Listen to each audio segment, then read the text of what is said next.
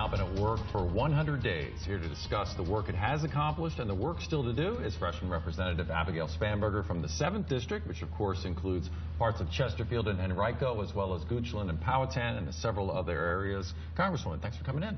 Thank you so much for having me. I appreciate it. So tell us, we've got divided government. Now the Senate and presidency controlled by Republicans, the House controlled by Democrats. But you say you've been hard at work, so what are the areas of progress? So the areas of progress are pretty significant. You know, when I came in, the day I was sworn in, we were sworn in under a government shutdown. So right away we got to work trying to get the government reopened. And it was in that time that I worked with my Republican colleagues, my Democratic colleagues, and actually went to the White House to meet with the president as well to talk about how it is that we could move forward, open the government, appropriate the dollars that we needed to continue forward and make sure we could get our federal employees back to work and the function of our government up and running.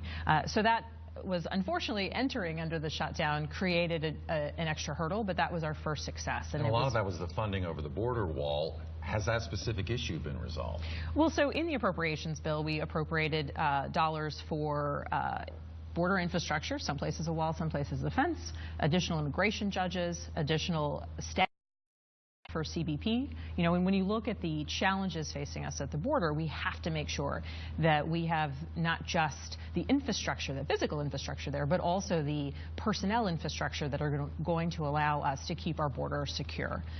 So I'm proud of the work. It was a bipartisan, bicameral, so Republicans and Democrats, Senate members and House members working together to come up with that appropriations bill. And you've talked about funding or prescription drug prices, trying to get the cost of that down. Healthcare, obviously, in general, a huge issue. What is the progress on drug prices, for example? So this is a really important issue. Across the entire campaign, I heard time and time again from people who were concerned about the rising cost of healthcare and the rising cost of prescription drugs. And the rising cost of prescription drugs are, in fact, one of the main drivers of rising premiums. Even if your copay for your prescription drug might stay the same, overall your premiums might be going up to deal with the fact that those prescription drug prices are rising. So we've done a number of things. I co-sponsored a bill specific to the Medicare program that would allow Medicare to negotiate its prescription drug prices. And why has it never been allowed? It's always been mystifying. The largest subscriber, the largest purchaser of drugs cannot negotiate a better price. And it is a challenge. It is an issue of competition. It's an issue of fairness in pricing. It's an issue of how the consumer should be able to, you know, ensure that they're getting the best price for the drugs that they're buying. And notably, within the VA is allowed to negotiate its prescription drug prices. So this is something that I believe should be rectified. It'll be specific to impacting the Medicare community, but overall, I think the larger impact on prescription drugs will be felt. I led on a bill that would require that pharmacy benefit managers, called PBMs, have to make public the vouchers and rebates that they put in place in their role as a middleman between drug manufacturers and pharmacies and purchasers. There's a lot of information that would attribute some rising costs of our prescription drugs to this middleman, the PBMs, and so adding transparency to the system so we know what rebates are in play, what voucher systems are being used, and kind of who's paying for which aspect of all of this is really important to the consumers to make sure that there's greater transparency. So that's a bipartisan bill. I led it with a Republican. It passed out of committee with bipartisan support.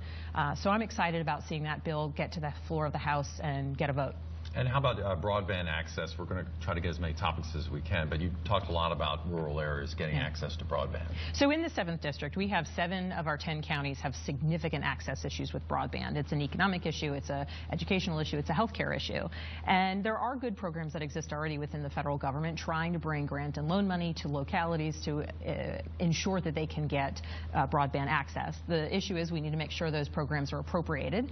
So just last month, I co-wrote a bill, I co-wrote a letter, appropriations letter, with a Republican colleague, and we had 72 of our colleagues sign on to it, ensuring that not only were we fully funding the Reconnect program, which aids localities across the country, but that we're fully funding the 2018 Farm Bill's element of broadband internet infrastructure programs, and to make sure that we are fully making those programs well funded so that they can actually impact our communities. I also had a bill, an amendment pass on the floor of the House with unanimous support. It just had a voice vote that would require that the FCC have to fully map out all of where we have broadband or don't have broadband so that those grant dollars can actually be directed to the right localities.